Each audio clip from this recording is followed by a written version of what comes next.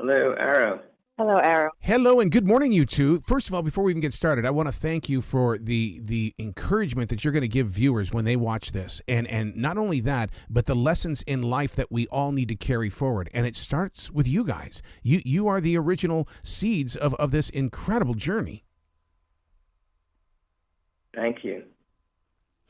To be in that moment, you had to have the courage and you had to have the confidence to be able to step out there and put all of this together. I mean, the collaboration between the two of you. Yeah, Arrow, I have to say that the collaboration actually began when Oprah Winfrey read an article in USA Today about Gary Fowler and his family, and how he sought treatment at 3 different hospitals in Detroit and was sent home by each of those hospitals, only to die very soon after of COVID-19. Ms. Winfrey was interested in finding out how communities of color were impacted by health disparities and how those health disparities were being magnified by COVID-19. Dr. Cunningham is a leader in her field in trying to educate medical students about healthcare disparities. And so it was, for me, it was, sort of a no-brainer to ask her to participate in the film.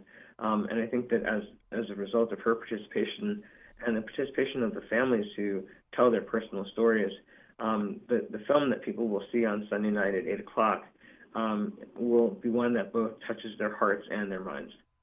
Dr. Hetty, this is all about reaching beyond what we think we know, isn't it? I mean, we've got to be able to step out there onto the streets of reality and start teaching as well as receiving.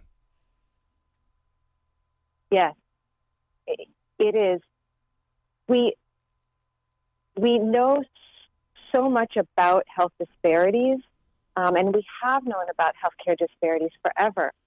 But the COVID health disparities, combined with the Black Lives Matter movement and the youth who really pushed this issue, have kind of woken up a lot of our people in our institutions to make active changes.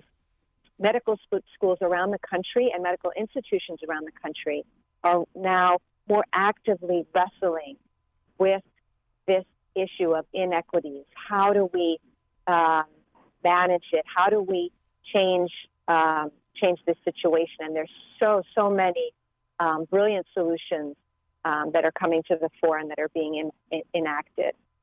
Now, Yance, doesn't this start with conversation? I mean, you guys are going to be the conversation starter, but we, as viewers and as regular people, we've got to continue that conversation and get it into not only our schools, but in every event that we're doing. Yeah, I think that the first conversation that you have to have is, one that says, hey, you know what? I might have a relationship with my doctor that looks like a great relationship. I get great care. My family gets great care. But you know what? I never actually thought about whether or not my friend at work or my neighbor down the street or my kid's teacher. Mm-hmm. I've never thought about the kind of health care that they receive. And so, like the first conversation that we have to have is one that recognizes that not all of us are treated equally. And it's not one that I think has to be a conversation about beating yourself up or feeling guilty about that, right? Because we're not talking about pointing the finger at individuals. We're talking about recognizing the manner in which a system has operated over generations, right? And so you're in a system that has been like this for a very long time. Yeah. The first conversation is, wait a second, where do I fit in this system, and how can I make sure that everyone is getting treated the same way that I'm being treated? And Doctor, don't you think that empathy plays a major role in this, and that it's time that we all start seeing each other for what is going on in our personal lives, and not just sit there and just have these false faces and things like that? We've got to have empathy for each other. You're so right. Empathy is huge. And I think that healthcare providers, we go into this because we have empathy and compassion, and we want to help people. We want to relieve suffering, and all the nurses and EMTs and physicians, everybody, receptionists, everybody in the healthcare system is there because they care. However, because of the lack of resources, lack of staffing, the pressures mount. And in addition, if a community is consistently receiving fewer resources, it's hard for us to maintain empathy in that system. It's almost like the system is teaching us that some people's lives are less valuable than others. How do we maintain the empathy in that system? Mm-hmm. And that's the question that we're looking at and that we're trying to find solutions for, and that this film is putting in stark relief. And the film we're talking about is The Color of Care. Yance, I can't stop right with the releasing or the viewing of this. I mean, there's got to be more from your creative space as well. I mean, will there be follow-ups? How can we keep this conversation moving forward and basically keeping people? Because, the news media isn't really going to jump on this, or if they do, it's going to be on page 6. Sure, of course. Well, the exciting thing about partnering with the Smithsonian Channel, I'm excited about it, Harpo Productions is excited about it, is the really incredible outreach and education campaign that Smithsonian has planned for this film, to bring the film into classrooms, to bring the film to community groups, to bring the film to medical schools, to bring the film to policymakers, to bring the film to people who actually have the power to begin to undo generations of systemic inequality. That's what's planned for this film. And, the broadcast on Sunday night will just be the first step in a really robust campaign that people are going to notice, that centers the film as our way into understanding how these inequities impact people on a personal level, and then motivate us to take specific action to try to undo these inequities. Now, Doctor, doesn't that mean that you must remain the student too? You learn and then you teach and then you go back in and learn more?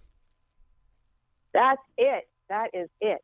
You hit the nail right on the head. I've been a practicing provider for 30 years. I came up in this system. So I have to learn to do things differently. Yep. And that's one of the hardest things, actually, for my colleagues. But we're putting in place systems where we're spreading the students around so that they can teach us, because they have fresh eyes on a system that we have come to accept, and they don't accept it. They say, I need to be prepared to care for all people. And they're saying it repeatedly, and we have to listen. We are. What did you learn, Yance, in the way that you got pretty up close and personal to this subject?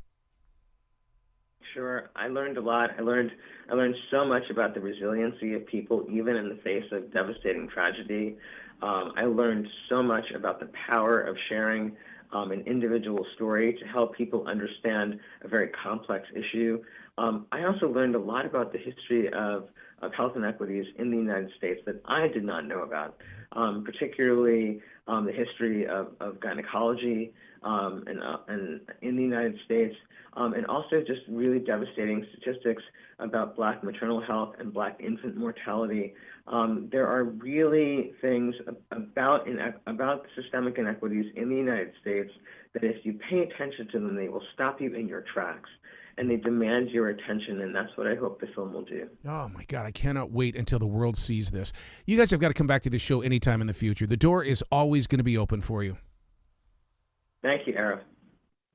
Thank you so much. You bet. You be brilliant today, you two.